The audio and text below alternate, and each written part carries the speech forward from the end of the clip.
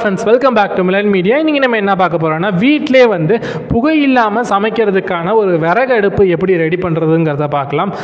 இந்த விறகு அடுப்பை வந்து பார்த்திங்கன்னா ராக்கெட் ஸ்டவ் அப்படின்னு சொல்லுவாங்க. இந்த ராக்கெட் ஸ்டவ் வந்து எப்படி ரெடி பண்ணுறதுங்கிறத பார்க்க போகிறோம். இந்த ராக்கெட் ஸ்டவ்வை பொறுத்த வரைக்கும் நம்ம சாதாரண அடுப்புக்கு பயன்படுத்தக்கூடிய எரிபொருளோட இது கம்மியாக தான் பயன்படுத்தணும். இதில் பயன்படுத்தக்கூடிய எரிபொருளும் வந்து பார்த்திங்கன்னா முழுமையாக வந்து இதில் வந்து நம்ம பயன்படுத்திடலாம். சுத்தமான தரையில் தான் வந்து பார்த்திங்கன்னா இந்த விறகு அடுப்பை வந்து நம்ம அமைக்க போகிறோம். இது வந்து ஃபர்ஸ்ட் வந்து இந்த தரையை சமன்படுத்திட்டு அதுக்கப்புறம் வந்து பார்த்திங்கன்னா இந்த செங்கலை வந்து அடுக்கிக்கலாம்.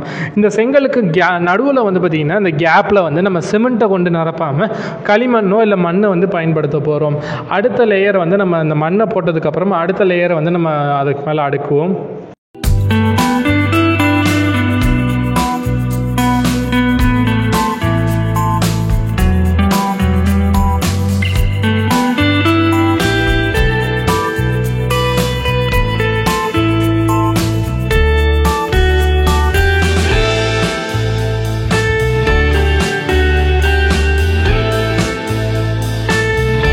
ரெண்டு லேயர் கட்டினதுக்கப்புறம் வந்து பார்த்திங்கன்னா ஃபுல்லாக வந்து இந்த களிமண்ணை வச்சு நம்ம வந்து இந்த அடுப்பை வந்து பூசிடலாம்.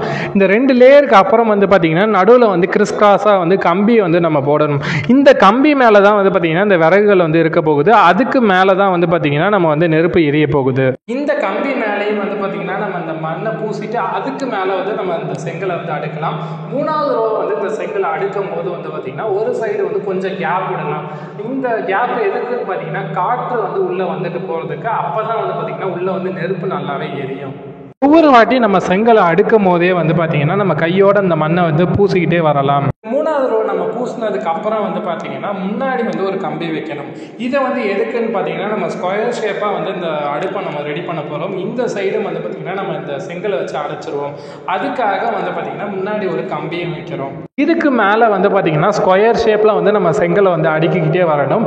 ஒரு 2 ரோ இல்லைனா 3 ரோ இதுக்கு மேலே வந்து நம்ம அடுக்கலாம். ஃபைனலாக நம்ம வந்து இந்த பாத்திரங்களை வைக்கிறதுக்கு மேலே வந்து பூசிட்டு இந்த குமிழ் மாறின அமைப்புகளை வந்து நம்ம ரெடி பண்ணிக்கலாம். இந்த அடுப்பை பூசுறதுக்கு நான் பயன்படுத்தின மண் வந்து பார்த்திங்கன்னா வீட்டில் சாதாரணமாக இருக்கக்கூடிய மண் தான். இதை வந்து பார்த்திங்கன்னா நான் நல்லா ஜலிச்சு வந்து பயன்படுத்தினேன். ஜலிச்சு அந்த கல்லெல்லாம் பெரிய பெரிய கல்லெல்லாம் எடுத்துட்டு கீழே நைஸாக இருக்கக்கூடிய அந்த மண்ணை வந்து நான் பயன்படுத்தினேன்.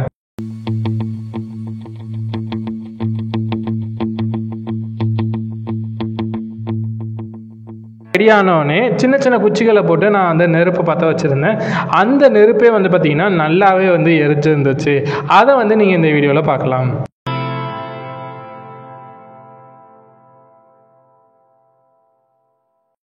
இந்த ராக்கெட் ஸ்டவ்வை மறக்காமல் வீட்டில் கட்டி பயன்படுத்தி பாருங்கள். குறைந்த நேரத்தில் குறைந்த விறகை பயன்படுத்தி ஈஸியாக வந்து நம்ம சமைக்கலாம். இந்த வீடியோ பிடிச்சிருந்துச்சுன்னா லைக் பண்ணுங்கள், கமெண்ட் பண்ணுங்கள், ஷேர் பண்ணுங்கள்.